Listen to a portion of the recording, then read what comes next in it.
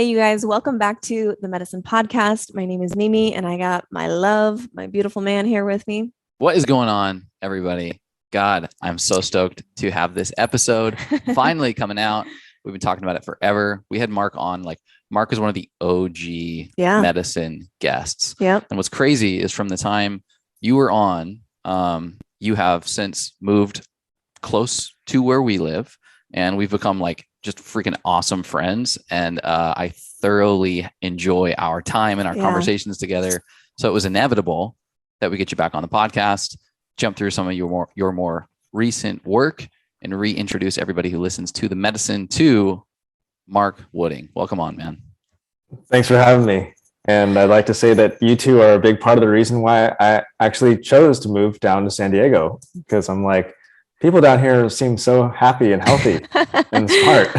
So, it's been a great year and a half getting to know you guys, and thanks for teaching me how to grow mushrooms. Yes. Yeah, Totally. Definitely. Yeah, it's just been great. We love every time we get to hang out with you, talk to you, because you're one of those people that really has a lot to say, but you're very intentional with what you say and how you say it. And I think that's just really rare to get someone who's equal parts. Like, I have a lot to say, but I also want to listen a lot. And you're so intentional with, hearing people and like really mulling things over. Like, it just seems like you're always thinking about what it is that the other person is saying, like really running it through your system before you just immediately respond. And I feel like that is a ninja life skill these days. But it's become a bit of a problem, because sometimes I listen so intently that I think about what they're saying so deeply that I forget to respond, and it seems like I'm not listening at all. I can see that. Yeah. Slow to speak. I think it's somewhere in the Bible. Slow to speak. Right. I think Jesus or Moses or one of those guys mentioned it was, productive. Totally. Your work is, I mentioned it the first time we did a recording, but I'll refresh everybody here. It was so transformational for me at a time in my life when I was at an absolute low. I had completely hit burnout in my professional career, and I was divorced. I guess I'm still divorced, but I was divorced and separated from the love of my life, and was just wondering, like, man, there's got to be more to this life. There's got to be something else. And I'd heard of this Alan Watts character, and I've never done well with reading books or just reading text. And so I have typically gone to YouTube to find much of my education. So type in Alan Watts, and here's a cartoonized version of some of his work. And it ends up being your content on After School. And it's beautifully artistically represented through your art and through your whiteboard representations of these various, great thinkers' ideas. And for me, it was just an immediate download. I was able to take these really, profound ideas and concepts and actually understand them in a whole new way just by being able to experience them through their art. I've shared to countless people. There are countless accounts of feedback from other individuals that are like, holy shit, this is changing my life. This is also really fun. I feel like I get to watch cartoons, yet expand my consciousness at the same time. And so just so much gratitude for what you do. And it's been even more in the last year and a half to 2 years as this sliding world that we live in completely turns its inside out and is questionable in every way, shape, and form.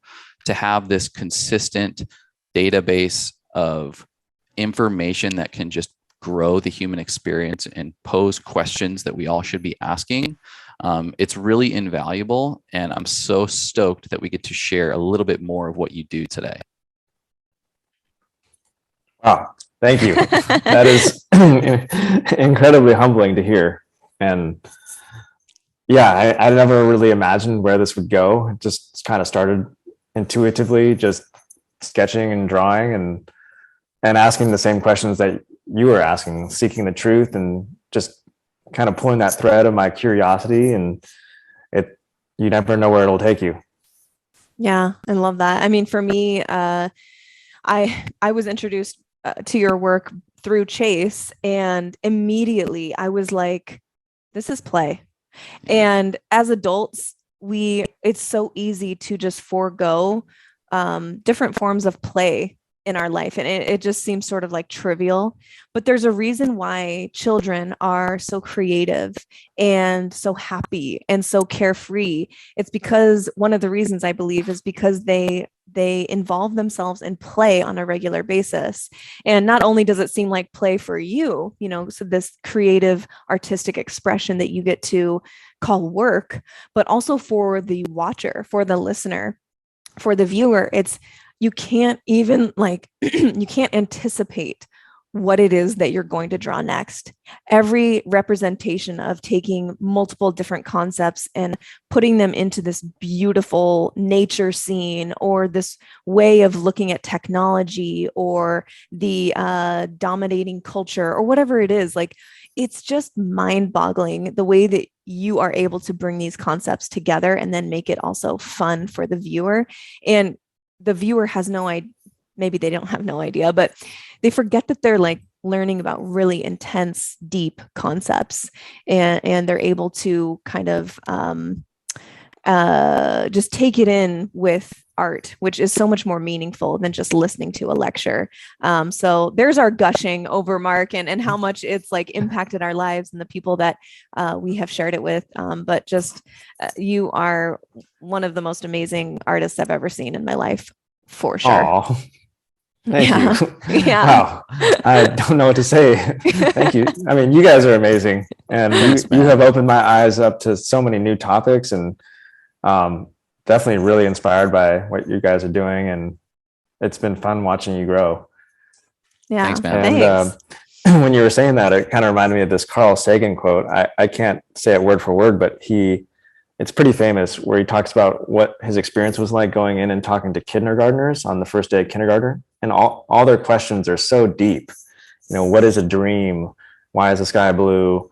And then he goes to kids after high school, and they don't have curiosity anymore. He said that was one of the things that scared him or startled him the most, is that somewhere along our education path in the school system, we lose that sense of wonder and that kind of thirst for life.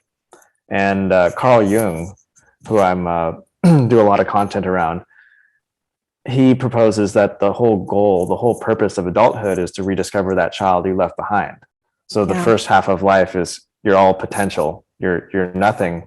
You're all potential. And the first half of life is kind of about becoming something, because you're really nothing, and manifesting that potential.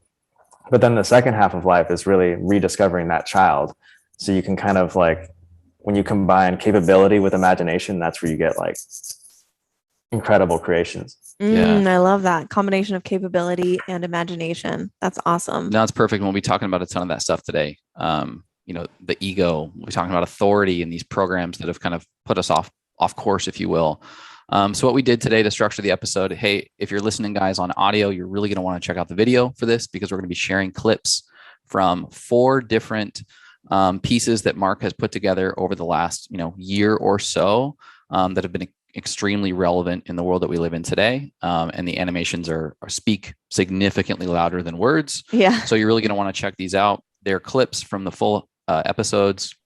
Obviously, we'll put the links to the full video in the show notes. But I encourage everybody to not only check these episodes out in full, but binge just the subscribe, entire archive. Subscribe, turn on the bell, get notifications. If you're gonna learn, make it fun. Yeah. And after school is the way to do that. Yeah. So we're gonna jump into each one of these. We're gonna show the clip to everybody, and then we're just gonna bullshit a little bit about what this is about, what Mark's intentions were, and really some takeaways that Megan and I both have had by viewing them. I would love to know first, before we get into that, we have to ask you, we ask every guest, what do you love in your life, Mark? What aspect of your life do you love so much that you wish you could gift it to every human? I just got to say, I love tech censorship. That's probably the best thing. I love being censored and just shadow banned. Pretty much the opposite of that. I love that I couldn't pick any other time in history to live more. I mean, although we constantly are hearing how terrible the world is and how everything's collapsing, I think we're living in this incredibly rich, special time where if you are a creative person, there's pretty much no reason why the world shouldn't know about your work or see your work. Like there's no barriers to entry. I don't know if I'm answering your question, but really you can now anybody can create and anybody can get that out to the world, aside from the censorship. But it's a pretty awesome, encouraging time. Yeah. Creative freedom. Yeah. I love it. Absolutely. All right. Let's get into it. We will pull up the first clip from a video called Reject Authority, Trust Yourself. This is spoken by the legend, Terrence McKenna. Suggest to you that this is precisely what we should seek to do. We empower our experience by insisting on our authenticity. It's a wonderful thing to learn to be able to stand up and yell bullshit, because so much is being slung and nobody is talking about the primacy of experience and the dignity of the individual. The dignity of the individual. We went a long way with this in America before we betrayed it. And it wasn't only betrayed by the clowns in Washington. It's also betrayed by anybody who clusters themselves around the feet of some self-proclaimed nabob. Because the fact of the matter is, nobody knows what's going on. Nobody knows. Nobody has the faintest idea. The best guesses are lies, you may be sure of it. And so to pretend that one human being will lead another out of the dark night of ignorance and into the shining light of truth is ludicrous, absolutely grotesque. A product of this empowering of the human image that has gone on through several thousand years of dominator culture. If you want a teacher, try a waterfall, or a mushroom, or a mountain wilderness, or a storm-pounded seashore. This is where the action is. It's not back in the hive. It's not in the anthill. It's not knocking your head against the floor in front of somebody who claims that because of their lineage and whose feet they washed and whose feet they washed, that you should give credence to them. Knowledge is provisional, and we are yet to approach even the first moment of civilized understanding. The way it is to be done is by trusting yourself, trusting your intuition. Reject authority. Authority is a lie and an abomination. Authority will lead you into ruin. It's not real.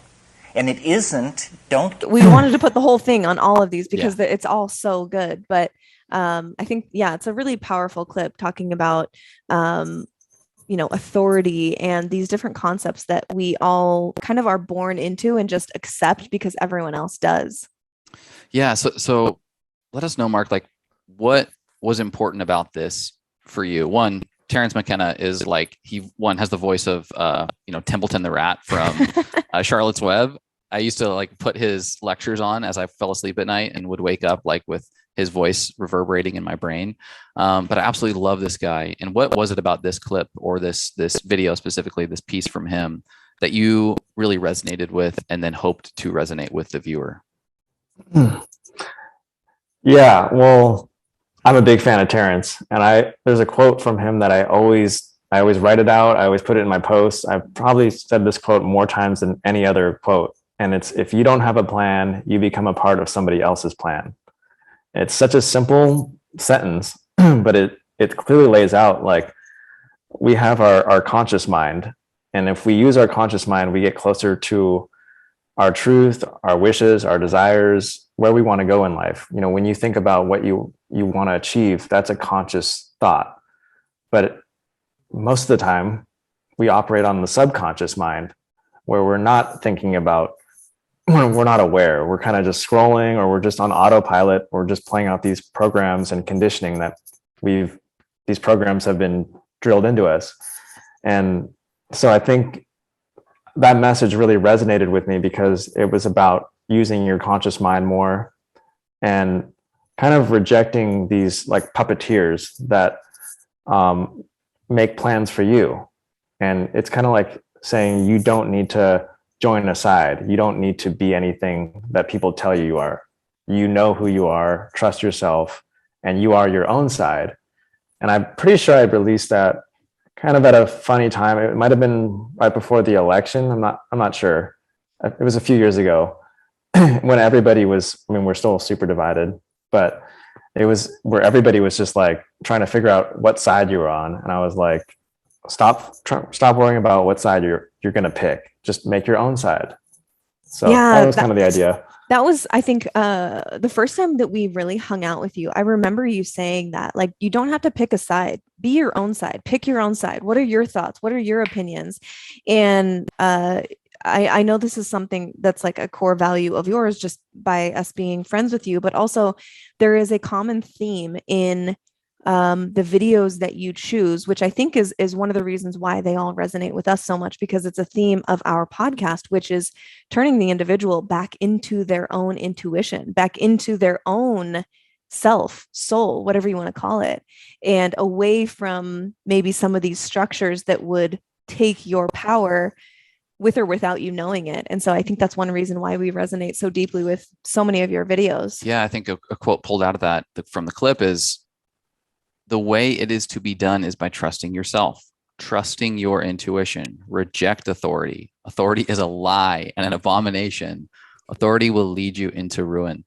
And going back to what we were talking about, even at the start of the podcast, we're born into this world and we're given these various authority figures that, at least in like our culture, we're essentially told at a very young age, they are perfect to be respected, to be obeyed. Teachers, coaches, pastors, church leaders, adults in general. And it's a kind of a mindfuck, because then you get into adulthood and I'm like, oh my God, I'm the same age at 31 than some of the teachers that I had. And I have a ton of issues. I got a ton of problems myself. And I was wholesale subscribing to anything and everything that these individuals said as a kid. And that is just such a slippery slope. It's tough because we're told to obey. We're told to outsource to these authorities for anything in life, health, religion, relationships, work, the bosses, the boss authority figure. And then if that's the muscle that's been groomed over the course of time and the world starts to split and there starts to become these polarizing authorities, it's a recipe for what we've been finding in the last couple of years. Nothing but confrontation, nothing but hostility between which authority you subscribe to. Right. And I found some pretty good teachers. And one of the marks that in a good teacher that I really take a look at is if they can say, I don't know, or if they can say I was wrong here. Yes. If somebody has this like infallible knowledge, I'm really like, that's the authority that I reject. But, I love seeking out experts in the field. But for instance, like Randall Carlson, I've been doing a lot of trips with him. And like part of the time I'll ask him a question. He'll say straight up, I don't know. But if he does know the answer, then he damn sure knows the answer. Yeah. So I listen up. Yeah, that's a really a great thing to think about as we, we're all kind of filtering out people that we want to pay attention to. I think that that's a really important quality is, do they have the ability to say when they're wrong, or maybe they don't have the answer? And that's something that we ask all the time. Guests that come on here is like, when was the last time that you changed your mind in a significant way? And it's really cool to hear people's answers. Yeah. Because that's a valuable skill, I think, is to be able to question yourself. Yeah. And yeah, no, it's perfect. And it's indication of humanity is just to be able to change and evolve and potentially get things wrong. But what doesn't feel wrong, and I loved that Terrence references this, is he says, if you want a teacher, try a waterfall or a mushroom or a mountain wilderness or a storm pounded seashore. I think everybody's, nature is an incredible teacher because it doesn't run the risk of contradicting itself through language. It's experiential communication. And those, some call them downloads. Some call them just the noetic sense of being with something that is alive and significantly more intelligent and profound than your individual self, that you feel a knowledge. And I think that's what things like mushrooms, that's what things like just even being on the top of a mountain, looking over the landscape of a valley or a wilderness, and you get this sense of like, I'm not going to be able to articulate what I'm experiencing, but I can tell that my knowledge has taken a level up. Mm-hmm. Yeah, there's a pretty famous Friedrich Nietzsche quote: "If you stare at the abyss long enough, the abyss will start staring back at you." And I really like that. Like, you could stare at a waterfall and you could go up to it and take a picture of it really quick and then walk away, or you could look at it for hours and just you kind of like get more and more out of it. You can do this with anything in nature. You can pick up like an acorn that you walk over every day and never pay attention to, and then you can really stare at this thing and observe the geometry of it and how aerodynamic it is and how this has evolved over millions of years. So you can take anything as far as you want. Yeah, I love that. I love immersing ourselves in nature, and just sometimes you don't even know what it is that you're learning. Sometimes it's not like, wow, I really learned a beautiful lesson from that leaf. It's sort of like on an energetic or astral level where it's like, I don't even, like you said, like, I don't even know if I would be able to articulate this fully, but you come away with more reverence maybe, or more just faith in the perfection that everything is happening as it should, in nature. And it's not always perfect, but I think that we can almost like on an energetic level extract goodness from nature that it doesn't require language. Yeah, I think it's a comfort in the unknown. Nature is mysterious, and sure, we've been able to scientifically validate a few things in the way that it operates, but at large, it's mysterious. And when you kind of jump into nature, it continues to be mysterious, but it's a comfortable mystery. It's not this fear of the unknown. It's rather comfort in the unknown. And that's a critically important thing to take into life, because guess what? Life's unknown. And these authority figures don't actually know, like Terrence is saying. Another quote, he actually goes on in the video. Everybody watch the full video. But he says, institutions seek to maximize control. That is what they are into. Did you think that they were in the business of enlightening you? Saving your soul? Forget it. Control is what it is all about. And I think even the intentions of even the greatest, authority figures, the greatest leaders, will ultimately have that moment where their authority is potentially in jeopardy, and they will seek to then pivot to more of a control type energy, or a control type mechanism with which the way they lead or teach. Mm-hmm. Yeah, 100%. There's a couple ways I wanted to respond to that, but something that came to my mind a little bit earlier was about being at that borderline between chaos and the unknown, and taking lessons from nature. I went on a hike last week, and my life had been kind of chaotic. I wasn't feeling so well. And so we went on this walk by the ocean, and the waves were massive, like 10-foot waves just crashing against these rocks. And I was like, good God, those things are huge. And then, I'm looking out there for a while, and I see this little speck out in the waves. And I'm like, that's a sea otter. And this sea otter was completely just chilling in these like giant, huge, like turbulent waters. And I just watched this thing for so long. And I'm like, how is he just completely relaxed in this absolute chaos? And I mean, the sea otter was just hanging out on its back, and then a giant wave would come, and it would kind of like very nonchalantly go under the wave and then pop back up. And I'm thinking, I kind of got a lesson from it. Like, wow, look how comfortable it is. And like, maybe I can take some of that energy and take it home with me. Yeah. I love that. What a good example. Yeah. That's kind of like a concrete lesson. Like, I can just ride the wave of chaos, whatever it is. It's always going to change. It's always going to end. Nothing is permanent. And maybe that's one of the greatest lessons that nature can teach us, is cycles and change. And there's always something new.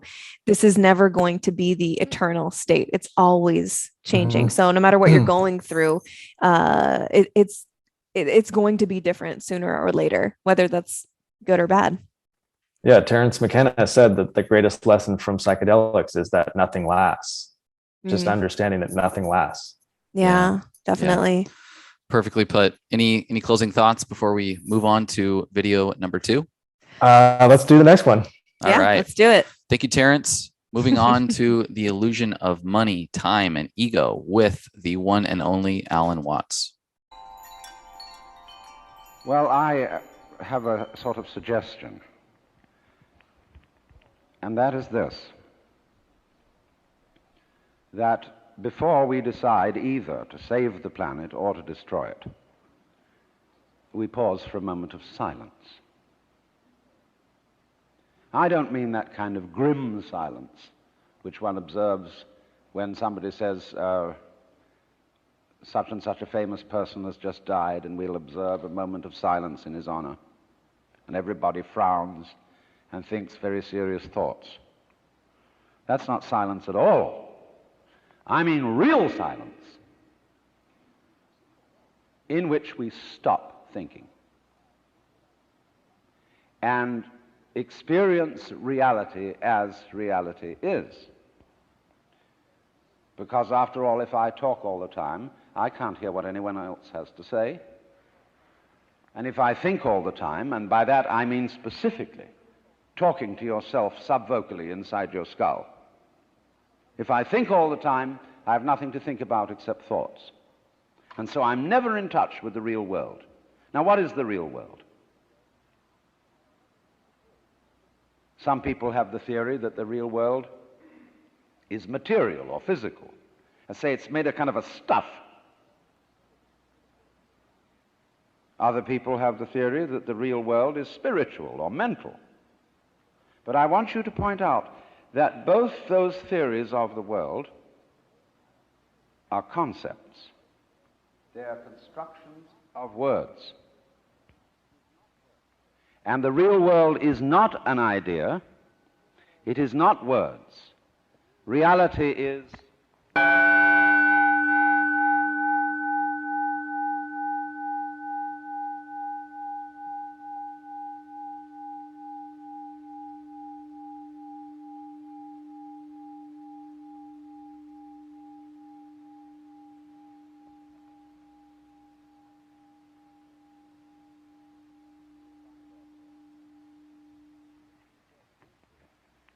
You'll find, therefore, that if you get with reality, all sorts of illusions disappear. All right. Great, Alan Watts. So this video, he's setting up this idea that our reality, in quotation marks, is made up mostly of concepts and ideas, and that really being present is significantly different. He goes on in the video, and everybody check out the full video, to what he's setting the table for is that these ideas of money, time, and ego are these concepts. There's not reality in the way that presence is real in each one of these buckets. And it's so important. I think presence gets really thrown around in the self-development space. It's like a super buzzy word about being present. But what I love about that clip is he allows you to feel it for a minute. I think he's like ringing a gong or something. But you can't help, if you're paying attention, to actually forget about the fact that you're even watching a video, the fact that you're listening to him talk, because you're sitting in the present moment of what this sound experience is really like. Yeah, I was going to add to that, he's talking about that's not reality. Those are concepts. And that's kind of hard to wrap your mind around. You're like, what do you mean that is my reality? And he goes on later in the video to give this analogy or give this explanation of like money. We all like money is currency, but it's an idea. It's that we've all agreed upon the value or whatever of this different currency. But he says that it's an idea, it's a concept, because if you're stuck on a desert island, money's not going to do anything for you. You need food, you need water, you need companionship, you need a boat. Like, money doesn't do anything for you because it's an idea. It's not something real. You can't eat money. So in and of itself, it doesn't actually have a function. It's the idea or the concept that we've attached to money. So I really like that example, because at first I was kind of like, what does he mean here? But then he goes on to use that. And I really like that explanation. Yeah. So what, Mark, in your evaluation of the plethora of Alan Watts options to make content for, and you have, I think, probably 4 or 5 others. What about this one really, resonates for you? What were you hoping was kind of the big idea or the big takeaway for people as they went through this? Yeah, I think all the Alan Watts videos kind of center around a theme of taking apart an idea that we kind of assume to be true, or we've just built our life around thinking that this thing is real. And then in very simple language, he'll take that idea apart and completely just in a very beautiful way, tear your whole world down, but then he'll rebuild you. He's so good at, you have this idea of who you are and he'll completely just pull that apart. And you're like, well, then who am I? And then by the end, he'll rebuild you and you're thinking you're the sun. You're thinking you're every flower. You're like, you feel supercharged. Yeah. I love Alan Watts because when you are a teacher or a preacher, it can be enticing to want to use big words and posture up as like an authority figure and sound smart and come across, you're kind of worried about your reputation or the way you're being heard.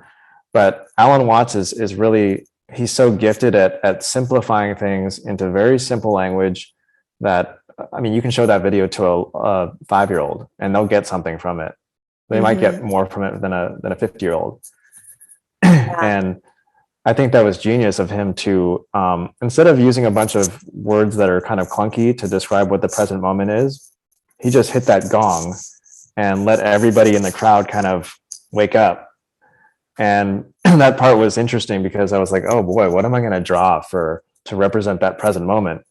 Because that part of the video is about 30 seconds where no words are being said. And that means I have to have an image on screen that's really good. That's going to hold that viewer's attention for 30 seconds. And some people might think their computer's broken. They're like, is the screen frozen? Yeah. Until it blinks. So I put a lot of effort into that drawing. And then I've that's a really reoccurring drawing that I use a lot of those, like the eyes in the sky represent God. And it's kind of like this formless world of color. And it kind of goes down into like more solid geometric shapes, like platonic solids. And then you get to like this tree of life that's like bursting below it. And it has like this double helix DNA that's of a trunk that's wrapping around, kind of like bringing this formless world into the material. And then you have the plane of Earth, which we kind of live most of our lives on. And in that drawing, that plane looks like a very thin, little, insignificant thing. And then below that is like a whole other world of roots and creation. And it kind of represents as above, so below. I'm so glad you described that. That was one of my questions, was that is there's some recurring patterns in some of your other work from this, video specifically, and that being one of them. And I'm so glad you explained a little bit of the why and the representations of that, because again, like these are complex ideas, and oftentimes you can kind of miss them if all you're doing is reading or listening. But your art is this it's this transportation device into actually understanding the content on a deeper way, or in a way that maybe is more tangible. I think, Alan Watts is probably doing this lecture in like the 60s or something. And so for us to have this, resonating applicability to the modern day, your art really is able to have this other language approach to being able to understand these things. Yeah. And you're using so many different senses, right? Like if we were to just listen to this lecture from the 60s, just on our, phone or whatever, through our computer, we would just be using our ears, obviously. And when you combine it with colorful, beautiful, engaging, entertaining, art, you're also engaging your eyes and the mind in a different way. But the blending of the two is so beautiful, and it makes it that much more memorable for the viewer. And I'm sure you've heard that 100 times, but it's really unique in that way. And speaking to what you just explained, like the pair of eyes that is in almost every one of your videos, that I love so much, because it really depicts this kind of innate intelligence that you can just like feel all the time. If you really want to, you can. And that innate intelligence is also in each one of us, and it's also in every flower and every tree. And I love that you take these different concepts of like DNA, the double-stranded helix, and you create a tree out of it, because you're showing that everything is blending and it's all connected. And I've just never seen anyone else explain things or showcase things that way, and it's just so freaking spot on. Oh, thank you. I realize that a lot of this interview right now is just like us gushing, and you know, I guess a question isn't really in there, but it's just like, yeah, we're fangirling. I love it. You know, I really appreciate it. The rest of the video goes on to, or go ahead. Oh, I was just gonna say, I think there's something really special about my art plus Alan Watts. I don't know why. I feel like it's like a combination that just works so well, because his voice is like from the deep past, and when you kind of hear it, it almost sounds, to me, it sounds a little bit like God. Yeah. And I'm trying to bring those older concepts that have kind of been lost and trying to bring them into this new digital world in a very approachable way. And it's crazy how relevant those ideas still are, and they kind of become more and more relevant the more our world kind of rocks back and forth. Yeah, it makes me wonder what some of these great thinkers, if they were living today, would actually be thinking of all of these things that they potentially foresaw or felt back then. You know, the rest of the video goes on to basically ask, like, you know, is time part of reality? Is your ego who you really are? Is money real wealth? And the video really represents, you know, like this idea that money, time, and personality or ego are just illusions that society's invented. Alan Watts proposes that there is no time, you know, only the present, that there's no past or future except these concepts in your mind. And the ego is another illusion. I think that's another word that's thrown around a ton in the spiritual self-development space, but, you know, what is it really? And I think it's just that we've been conditioned to believe that our personality is who we actually are. And so when he explains that the ego is only a small, limited fraction of the real you, it really pushes you to examine, like, you know, what am I beyond my achievements, beyond what other people have labeled me as? And so a consistent theme here is like, where are you attached to something external that you're looking at as almost a resume to define yourself and who you are, rather than just the natural present vibration of you?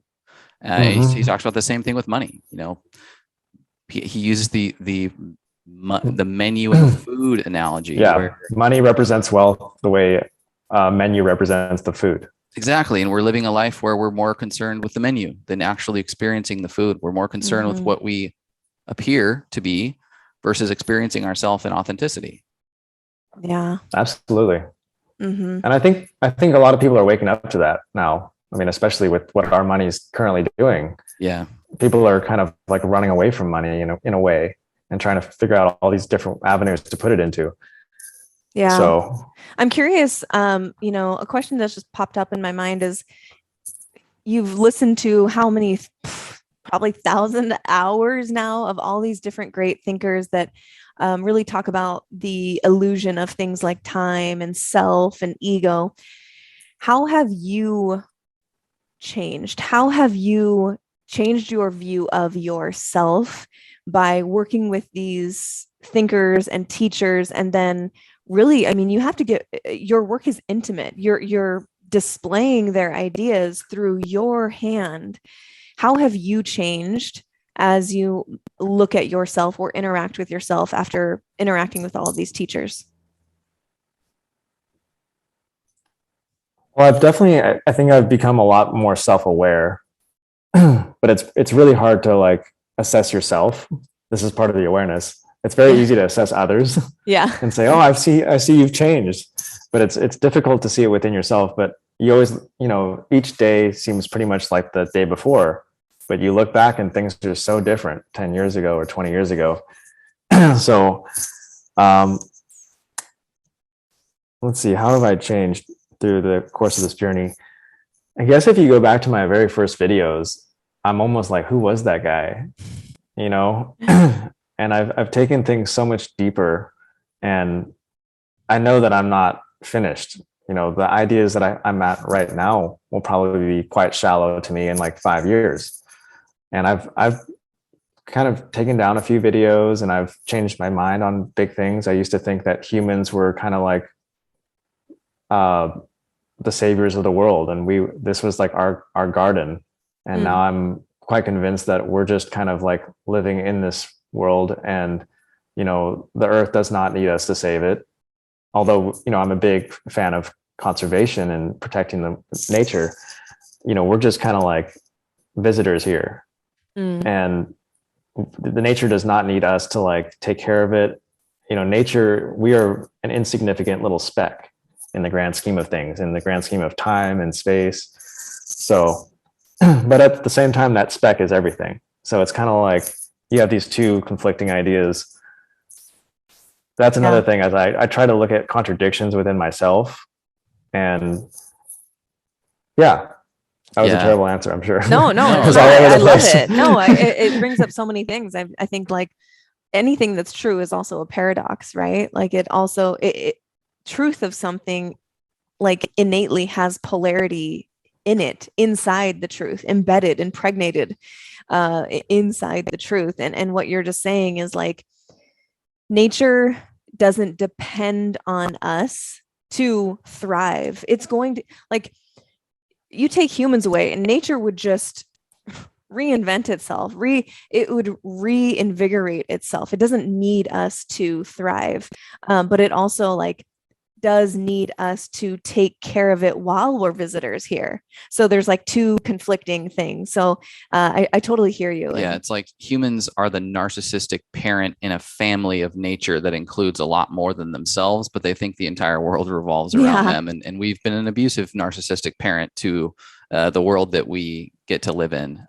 You know, one kind of parting thought, I guess, before we move on to the next video is, so much of what Alan Watts teaches, and he talks about it in this full video even deeper, but is just how much fear drives so much of our, you know, decisions. These attachments that we put into things like time, money, and our personality, a lot of times come out of this insecurity. And another quote that he has that I jotted down for this, just because it's so awesome, is he says, to put it still more plainly, the desire for security and the feeling of insecurity are the same thing. You know, we do all these things to find security and to find definition so that, God forbid, we you know, don't lose something. He says to hold your breath is to lose your breath. A society based on the quest for security is nothing but a breath retention contest in which everyone is as tight as a drum and as purple as a beet. And I just love that, because speaking of polarity, every effort for security is also an expression of insecurity. Every effort of not to be afraid is an expression of fear. And we just got to fucking accept the fact that this life is a paradox. And I truly believe in polarity, and that's kind of what keeps everything together. And to have things that are known can only be known because there's the ultimate unknown. And just sitting in the comfort over the fact that that will always exist, and it's not to be something that's feared or, you know, not feared. It's just this sitting in the understanding that this whole life is a complete polarizing paradox. Yeah, that's one thing I've gotten from Alan Watts for sure, is that we like to think that things are black and white, but when you take things so far, you kind of come around full circle and you become what you oppose. And he gives so many examples of, you know, if you're trying to never be wrong and you always want to be right, well, you end up becoming really ignorant. So the quest to seem smart, you become really ignorant. Yeah. You know, if you only want money and that's all you're pursuing, and you forget about quality time and friends and family, you're actually quite poor.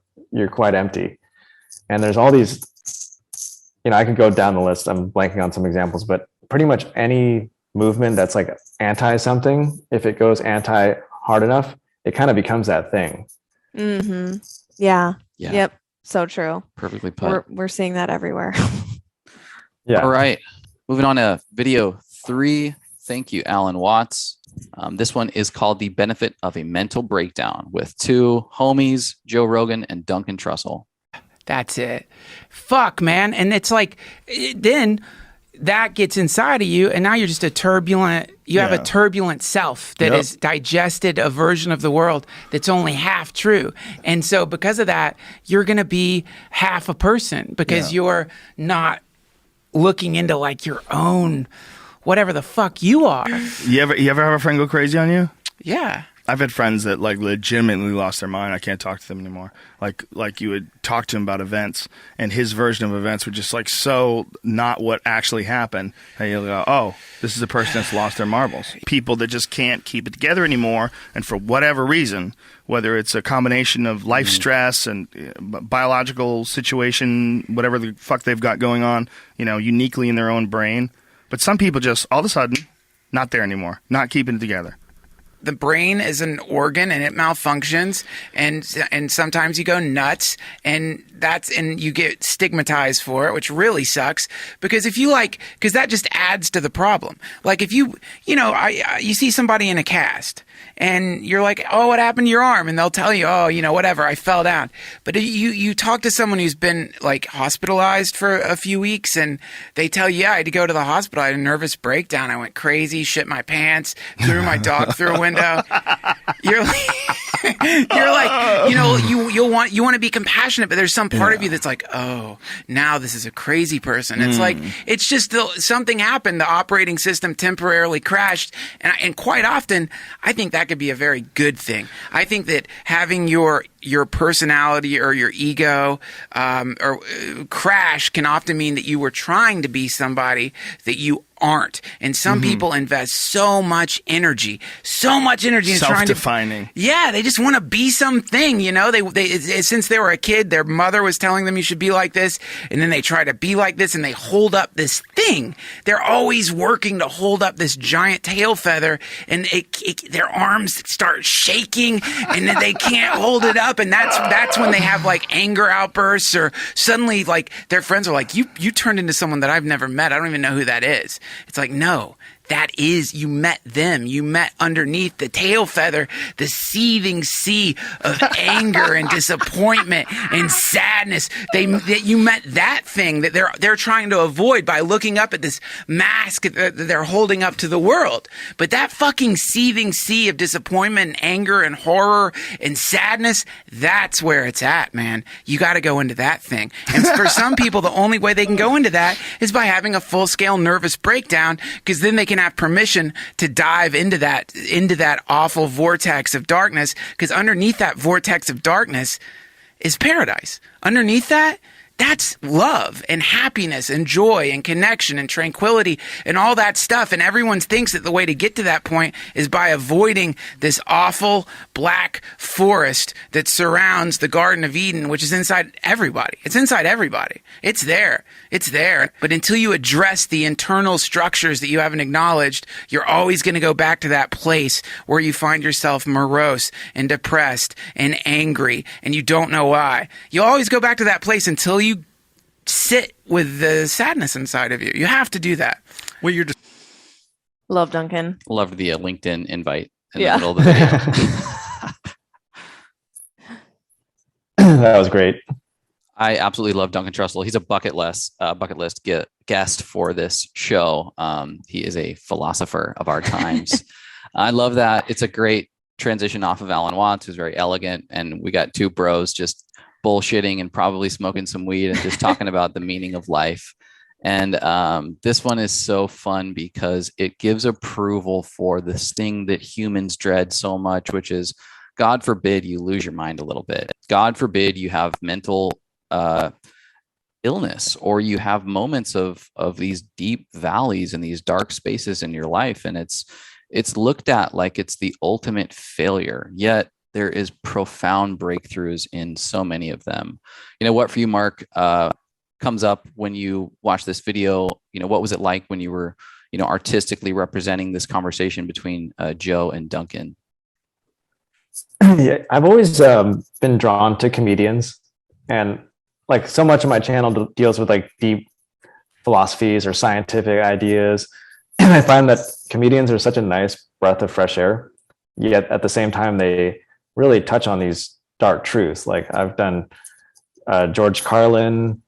I'm blanking on a few names, but Dave a lot Chappelle. of Joe Rogan, Dave Yeah, Chappelle, Kevin Hart. I want to do a Tim Dillon one.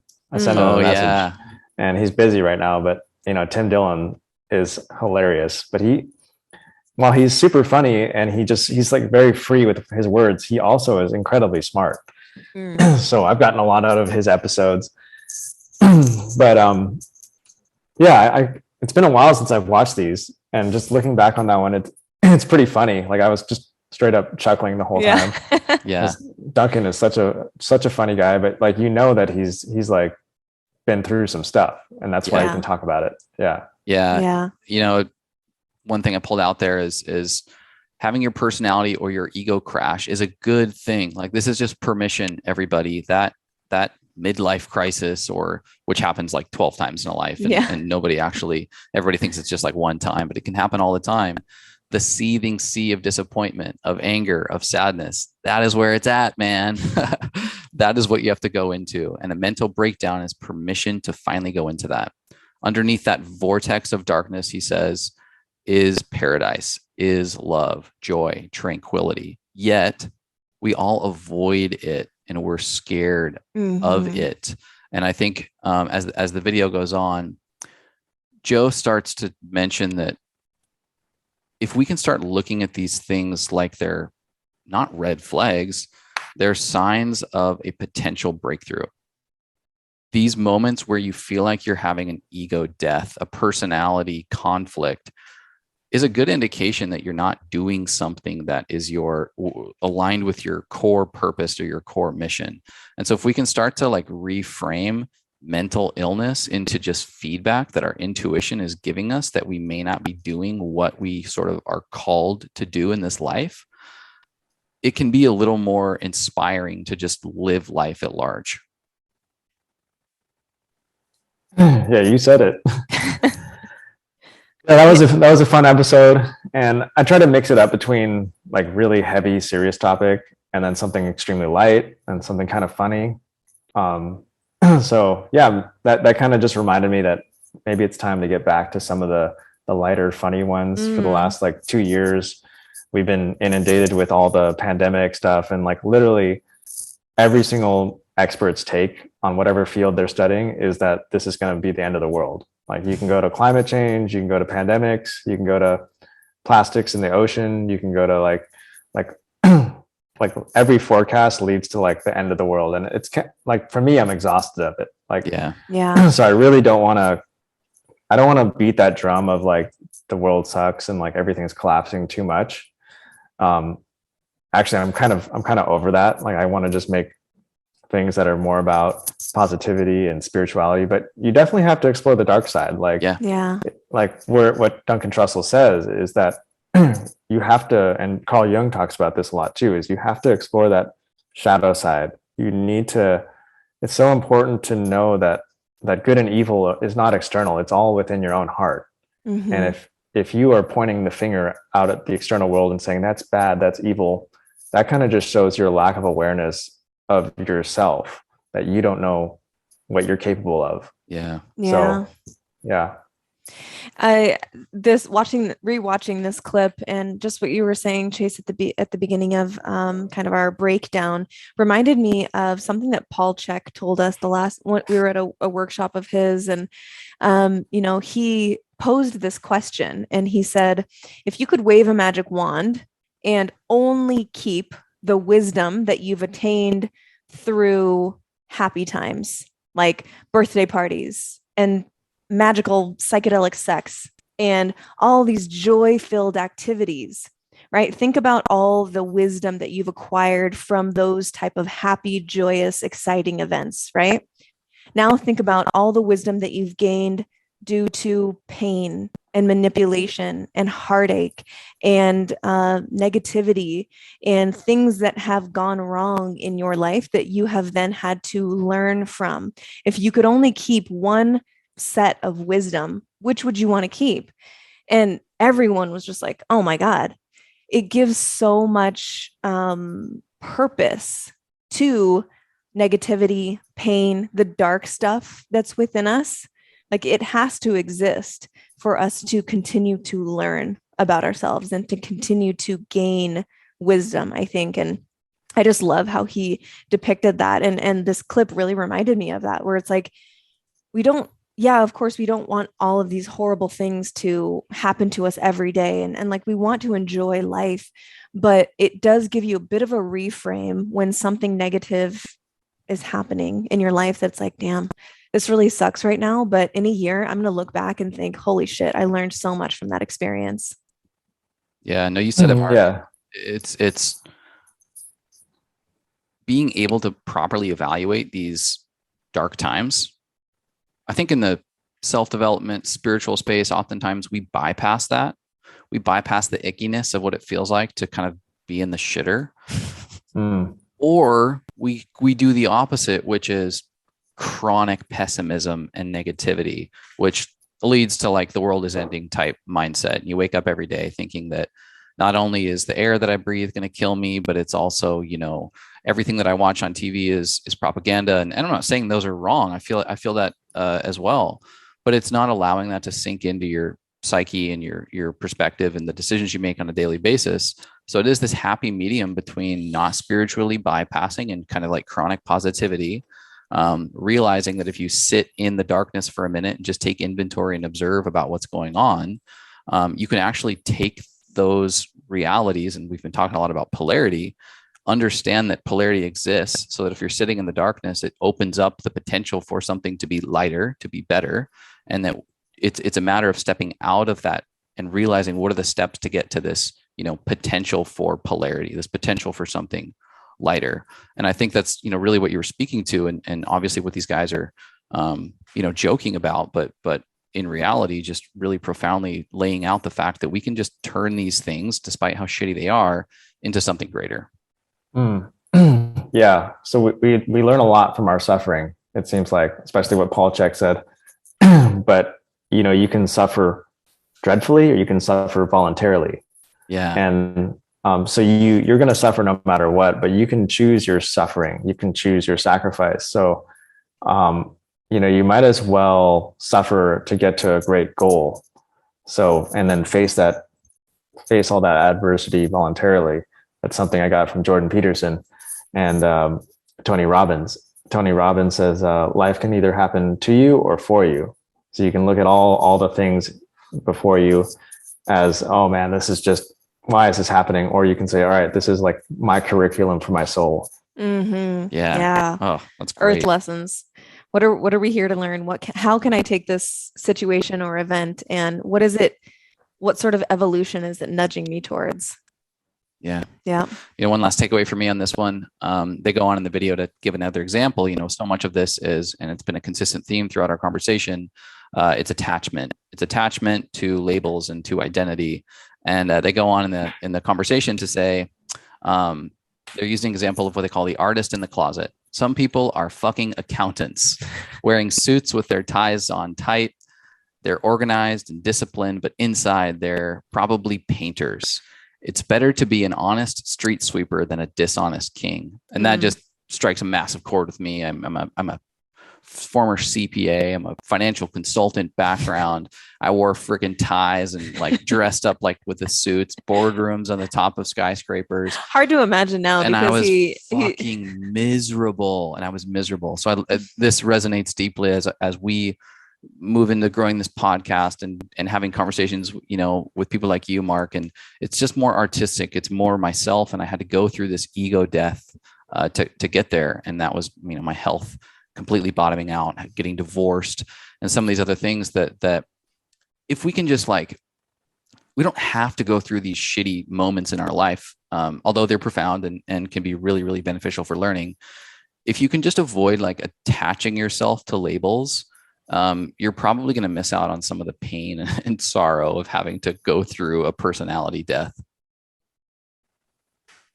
Totally. Yeah. Yeah. I love it. All right. We're going to move on to the last video. This one made waves. Mm-hmm. This one, Alex Jones publicly claimed it was one of the best things he'd ever seen. This is called mass psychosis, how an entire population becomes mentally ill. This clip is a little I don't know longer. if that's the best endorsement of the video. Yeah, It's I going to know, turn off like right? 90% of We might edit that out. No, it's fine. I appreciate Alex Jones quite a bit. It's gotten, He's funny. This one has definitely made some waves, and it's really, really powerful. The clip is a little bit longer, so hang with us, guys. But this one has some absolute bombs. Extreme state of anxiety. If a panic-triggering flood of negative emotions in a weak and vulnerable individual can trigger a psychotic break, then a mass psychosis can result when a population of weak and vulnerable individuals is driven into a state of panic by threats real, imagined, or fabricated. But as delusions can take many forms, and as madness can manifest in countless ways, the specific manner in which a mass psychosis unfolds will differ based on the historical and cultural context of the infected society. But in the modern era, it is the mass psychosis of totalitarianism that appears to be the greatest threat. Totalitarianism, writes Arthur Versluis, is the modern phenomenon of total centralized state power, coupled with the obliteration of individual human rights. In the totalized state, there are those in power, and there are the objectified masses, the victims. In a totalitarian society, the population is divided into two groups, the rulers and the ruled, and both groups undergo a pathological transformation. The rulers are elevated to an almost godlike status, which is diametrically opposed to our nature as imperfect beings who are easily corrupted by power. The masses, on the other hand, are transformed into the dependent subjects of these pathological rulers and take on a psychologically regressed and childlike status. Hannah Arendt, one of the 20th century's preeminent scholars of this form of rule, called totalitarianism an attempted transformation of human nature itself. But this attempted transformation only turns sound minds into sick minds.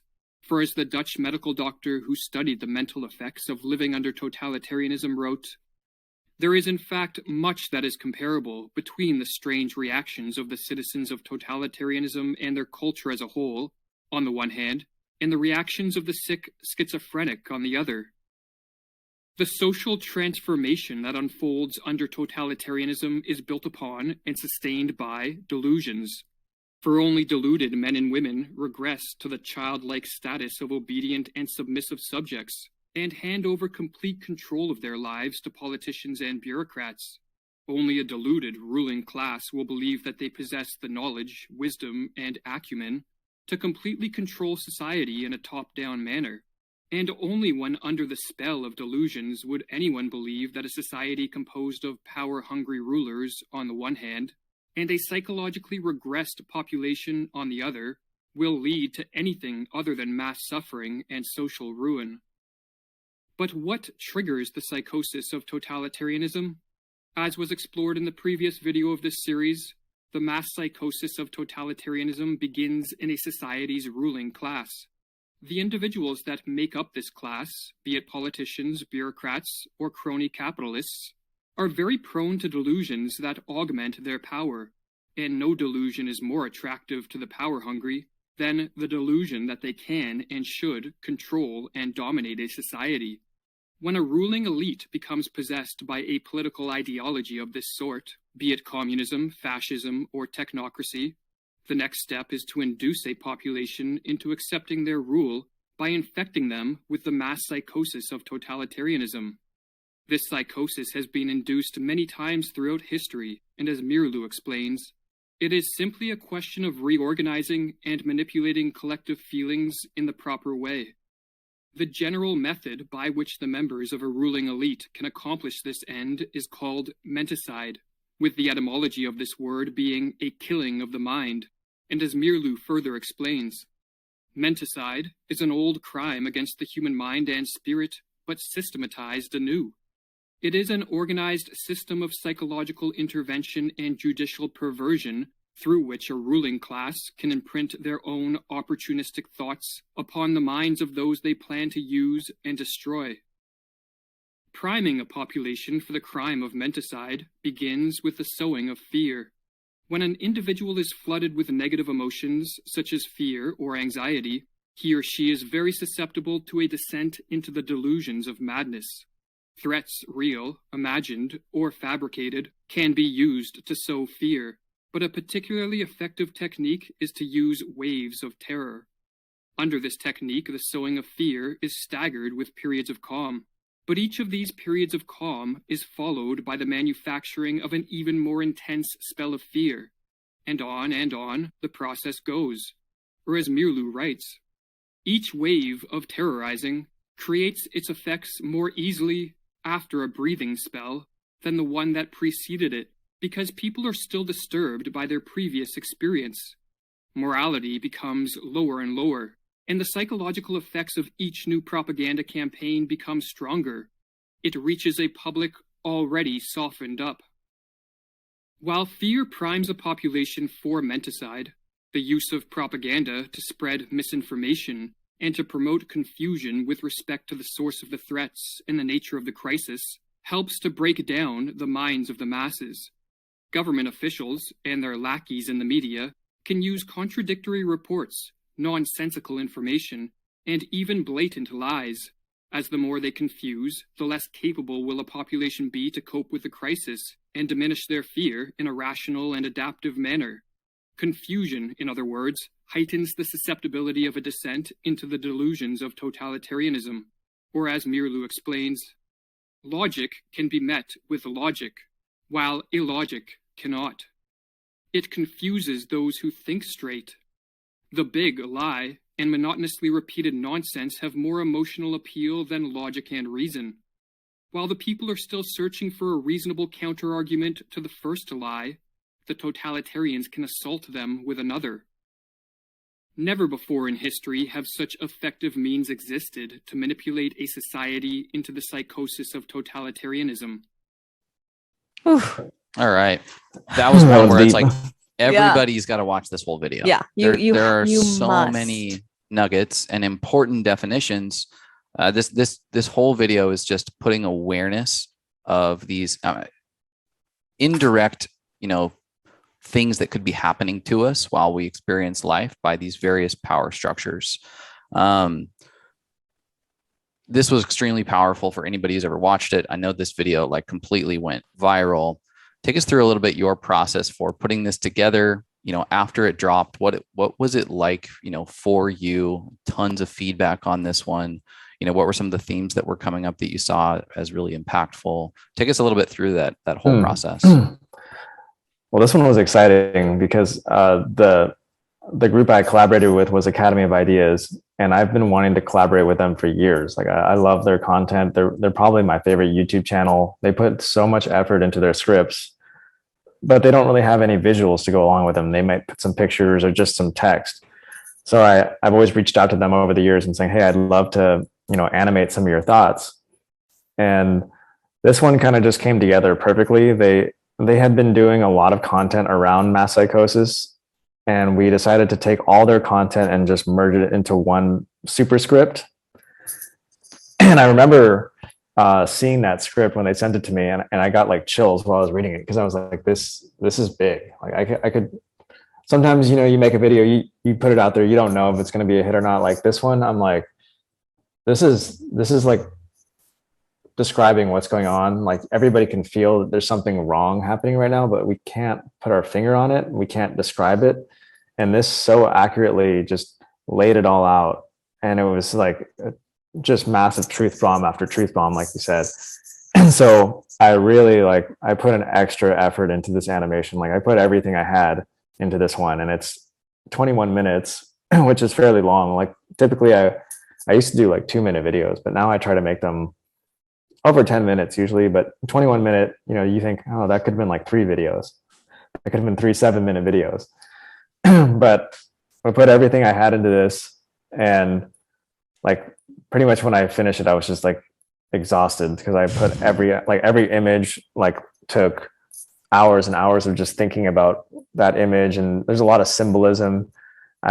Over the course of this journey, I've gotten really into everything has symbolism, down to how I represent each color, the color of a flower, what that means. So a lot of the stuff the viewer is probably not even consciously aware of, but they're getting it. Like I'm sneaking in these little, it's not even sneaking, it's just kind of building off the previous video and adding more symbols to that. So this one was just jam-packed with all sorts of iconic imagery, and it really makes you think about like the direction our world is going in, and yeah, it's really like kind of awakening. And the good thing about it was I deliberately chose to stay very neutral politically. In all my stuff, I mostly do, but it's funny because people of both political parties and all ideologies could watch this video, and the funny thing is, all the comments when you read it, everybody thinks it's about the other side. Yeah. You see all these liberal progressive people saying, wow, this describes Trumpers perfectly. They're all brainwashed. And then you have these, I guess, Republicans or, very anti-liberal people saying, wow, this describes the people wearing masks perfectly. And, I was glad that I just stayed neutral on that and didn't kind of like, because I just did another collaboration with them a few weeks ago, and I kind of went a little bit harder on, it was about safety. The desire for safety leads to mental illness. And I did portray a lot of the people who were striving for safety as like mask wearers, because that's an easy way to represent them. Mm-hmm. But it did turn off. It did upset quite a few people that I guess are attached to the masks. Whatever, that's fine. But yeah, it's good to stay neutral if you can. I wonder what they were actually upset about, because something that we talk about all the time is, what's the thing behind the thing?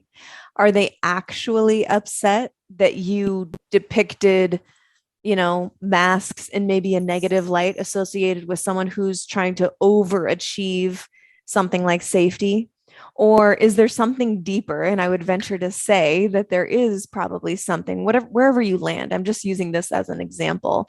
But when people are outraged and they're, angry enough to leave a hateful comment on someone's page or whatever, what are they actually angry at?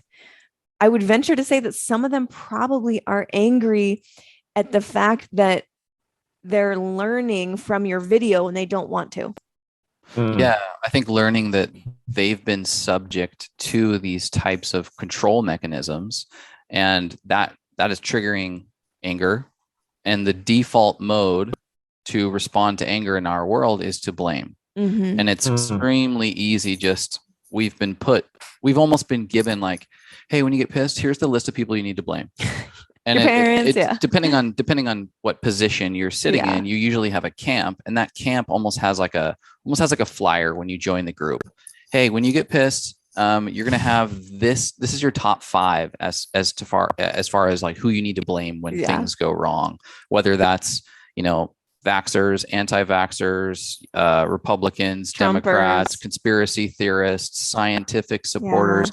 It's like you almost have like a manual depending on what camp you're in, that like, hey, eventually you're going to get pissed. When it happens, you're going to want to go hate mode on all of these 5 people. So I'm assuming that's probably what's coming up for people. The start of this video, and we started it like in the middle of the video. The start of it goes through, defining mass psychosis, walking through some historical references as far as like how it's looked throughout history, like the witch hunts was brought up, and just the awful things that were done out of this like group think mentality, and then slowly transitions it into just defining totalitarianism, menticide, which was a new concept to me. It's a killing of the mind. It's an old crime against the human mind and spirit, but systematized anew, an organized system of psychological intervention and judicial perversion through which a ruling class can imprint their own opportunistic thoughts upon the minds of those they plan to use and destroy. I think that's Mayor Lou who defines that as menticide, and that to me was like, oh shit, wow. It's just kind of wild how entire masses of people can be conditioned and programmed into, like I just right before this podcast, I went and got these headphones. I had to go to the mall, in San Diego. And I'm looking at all these stores and I'm like, wow, look at all these stores. Like, and they were really putting colorful things on display. And I'm like, oh, maybe this is like the roaring 20s. You know, we're coming out of, just like they came out of a pandemic in 1918. And then we came into the roaring 20s. Everybody want to wear bright, colorful clothes with flowers. Like every store seemed to have really bright, colorful floral patterns. And I was like, that's cool. And then this huge military jet just like zipped over our heads, super loud. And I looked up and I was like blown away by it. And I just watched this jet for a while. And then I looked around and not a single person even looked up. And I was thinking, have we been conditioned that much to just think that that's totally normal? Oh, just a rocket jet just flies over our head while we're in this like consumer environment, this maze. And this is all normal. You know, we're just going to look at our screens like this is all happening. The way that you depict in a lot of your videos, the way that you depict someone who is maybe not so present, maybe easily manipulated or deluded or taken control of, the easiest way for you to do that, it seems like, is to just show someone down with their head down, a hunch on their back, always the hump back, right? Because of posture. And, you know, it really, you know, is a mirror even for myself. Immediately when I see your drawing of those people that are easily manipulated, they're always looking at their phones. They're always looking at this little computer screen that is a wonderful tool, but it's also a root cause for so much like pain and toxicity in our world. And it is an immediate like check-in with myself. Like, where am I at on the scale of, you know, just being one of these hunchback people in one of your videos? Yeah. As an artist, you kind of do rely on some visual cues to convey the message. And one of the quickest ways to convey that somebody is not doing well is really bad posture.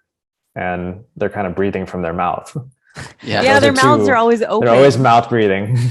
Yeah, that's so funny. And a lot of bags under their eyes too, right? Which kind of adds to that they're tired from doing nothing.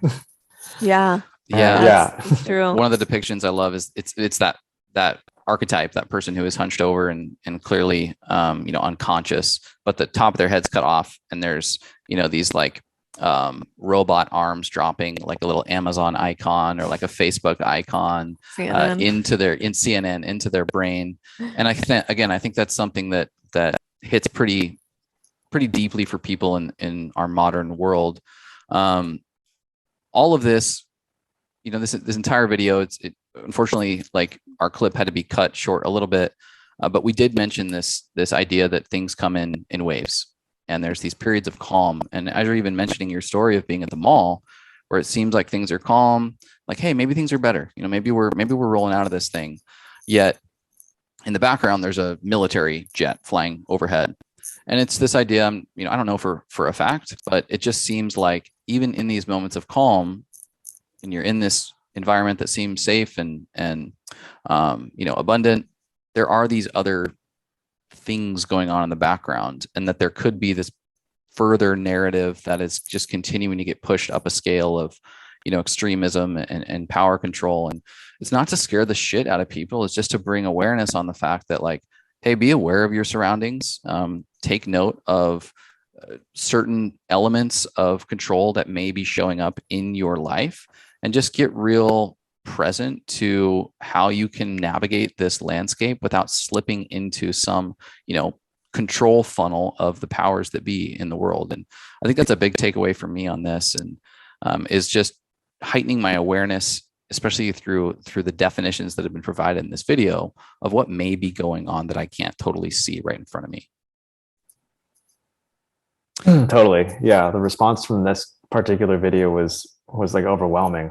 I've only had a few videos like truly kind of go viral, and this was one of them. And just the amount of people sharing it from all spectrums was nuts, and the feedback was awesome. And so we're currently in the works of a sequel to that one, the Academy of Ideas.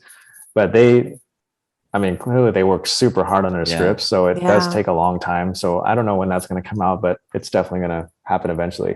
Awesome. Yeah, you can tell that they work really hard, or at least they're very intentional with every single word that they choose. And I really love that. I think one last thing from me on this video that really stood out to me is, I think you mentioned it, Mark, at the beginning of our breakdown, but it's easy to look at this kind of mass psychosis phenomenon and think that it is not happening to you at all, that it's always it's the other guy, it's them over there on the other side.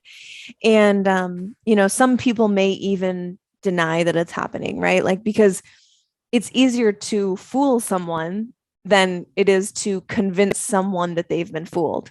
Mark Twain. Yeah, because I wasn't trying to like steal that. Like, I just came up with this. I'm just like so full of quotes. Yeah, you are. Yeah. But I thought of that, and in this video, at the beginning of this video, when you guys go watch the whole thing, you'll see that they start with the individual. Mm-hmm. They start with, this is how an individual could become deluded on an individual level.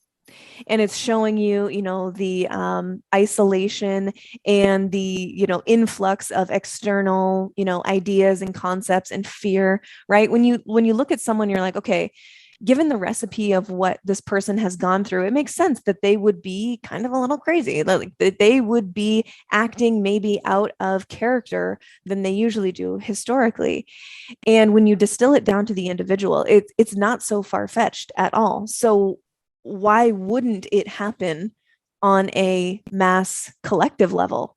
We're all made of the same stuff. And a lot of us are walking around, a little unconsciously. And if you're not like attuned and really have this relationship with your own intuition that can, kind of like, that seems fishy, and you kind of like just push back a little bit, that sometimes that breath, that like, let me think about that for a day before I respond, is all you need to tune into your intuition and be like, I think that was BS. I don't think that that's real. And sometimes that's all we need to avoid something like joining the masses in this mass psychosis. Yeah. And towards the end of what's really nice about that video is he provides a pretty good solution to combat it at the end, which, those type of videos are usually just all doom and gloom, and then there's no light at the end, but they provide such a nice solution about you create these alternate structures within a totalitarian state, which is it's kind of like a breakaway society that kind of ignores all the rules and kind of like lives free within this like dark world. Yeah. And when you have one person who kind of awakens, that gives hope. That's a beacon of hope to others. Yeah, So, I think he called it a parallel society. Yeah, I actually Yes, have it in my notes, like, to tell everybody this isn't just a doom and gloom episode. Later on in the video, you're speaking to it exactly. It's defined as a parallel structure from Václav Havel, however I'm mispronouncing that, and he defines it as any form of organization, business, institution, technology, or creative pursuit that exists physically within a totalitarian society, yet morally outside of it. In structures, he noted that these parallel structures were more effective at combating totalitarianism than political action. Furthermore, when enough parallel structures are created, a second culture or a parallel society spontaneously forms and functions as a bed of freedom and sanity within a totalitarian world. And that's what you're speaking to. Like, we have felt this over the last 2.5 years. It's creating community and it's creating tribe that collectively decide, hey, I'm not going to subscribe to this. Sorry, I'm not going to give away my opportunities for fun and creativity and for vibrancy and health just because somebody is telling me that we should be staying inside, not connecting with other human beings, putting things in our body that don't necessarily go along with the way that we understand health to be. And so I think this is such a perfect example of what we can all do just right now, which is human connection, relationships, getting in touch with other people, and creating your own collective set of guidelines on how you want to live your life. Yeah. And that's what, like, literally just this relationship. Like, how many times have we gotten together over the course of the last 2 years and been like, fuck the rules. Let's just have when some we fun. weren't supposed to. Yeah, I was thinking like, what we have is kind of like a little parallel structure. Yeah. Right. And I'm so encouraged because there are a lot of creators that have created, parallel structure can be super small or it can be huge. Like it can be like JP Sears comes to mind. Yeah. Yeah. That guy's done such a wonderful job of like poking fun at this, and it, while at the same time highlighting these truths that are happening.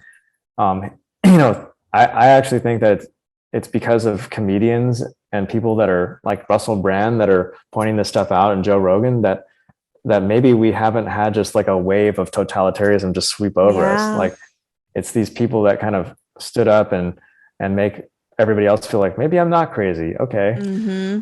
Yeah, comedy absolutely. is such a Trojan horse for the individual to be able to learn something, because they let their guard down, they let their armor down, and they're laughing. And when the nervous system response is more relaxed and open like that, you can actually receive some of these potentially disturbing things should they have been communicated in another way, but you're able to handle it in a less fight or flight type way.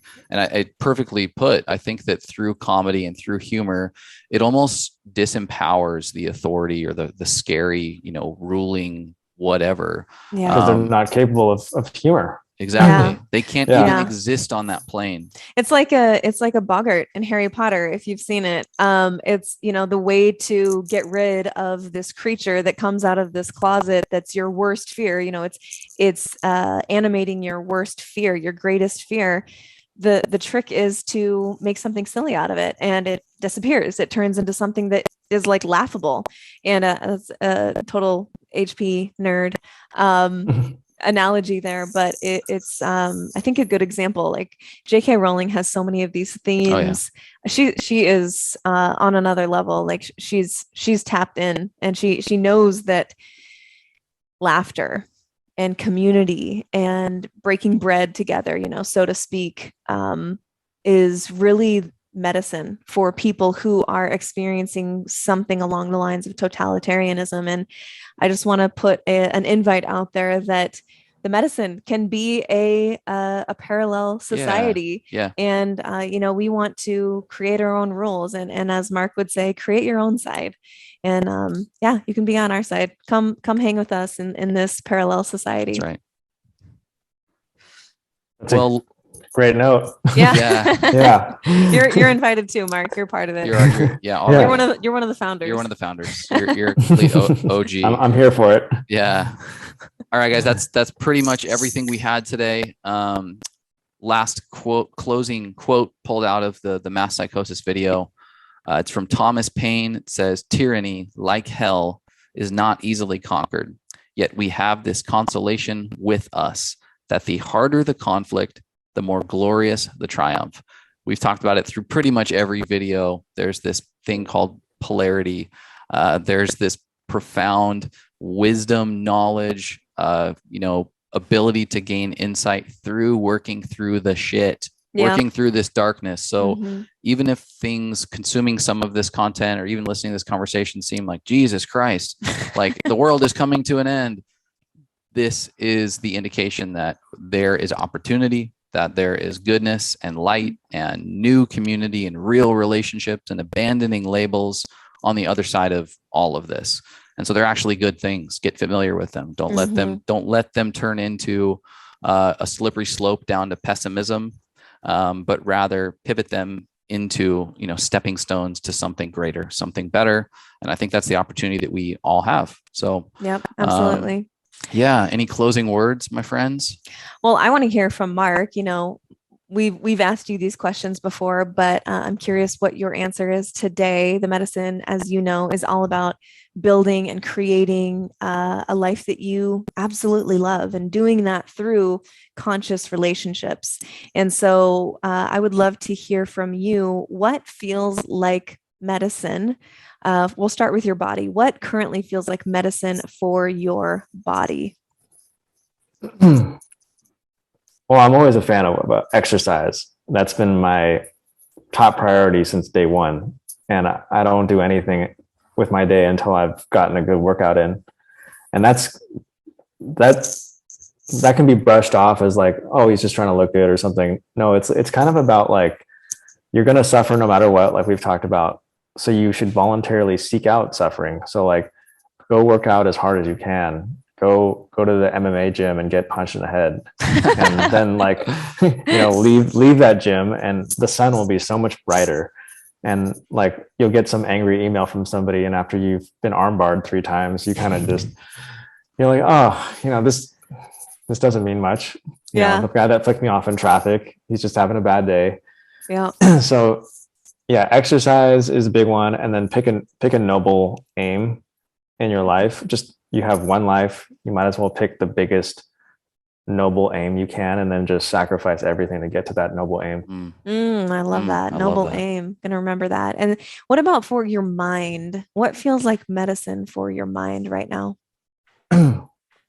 Well, I think psilocybin mushrooms comes to mind Hey-o. first. Love it. Yeah, I've gotten a lot out of psychedelics, that's for sure. So, when used responsibly, you can get some big downloads for sure. Yeah, absolutely. Teachers, as Terrence would say.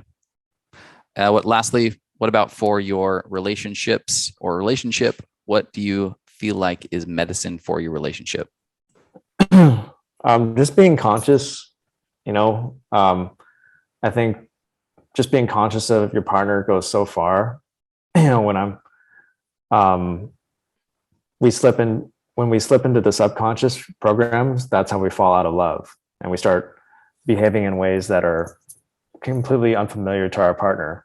But those first couple of dates, or interactions with any new friend, but when you first are engaging with that new partner, you're so incredibly conscious of the way you're sitting, of the way you button up your shirt before you go to meet with them, where you're going to go eat, what you're going to do. You're conscious of everything that you say. And, just being super conscious of your partner can go so far. But then over time, we slip out of that conscious state, and we kind of just go home, flip on the TV, don't even say what's up to them. And so it's just about, if you never slip out of that conscious state, you'll never fall out of love. Love it. Mic drop. Perfect. Right there. Wow, that was great. Thank you so much for sharing your wisdom with us and sharing just your gifts with the world. Like, it's your art, your work is such a breath of fresh air. Even the deep, kind of scary things out there, it's just a breath of fresh air at the end of a long day when, we're relaxing, and we're so glad, we're so honored to, be able to call you friend as well. So grateful for you. Well, you guys are the best. And I look forward to hanging out with you in person soon. Yes. Yeah, let's do it soon. Thank you so much, Ben. We love you so much. And guys, check out After Skool if you haven't. I know you're already just drinking from the fountain of knowledge when it comes to this YouTube channel.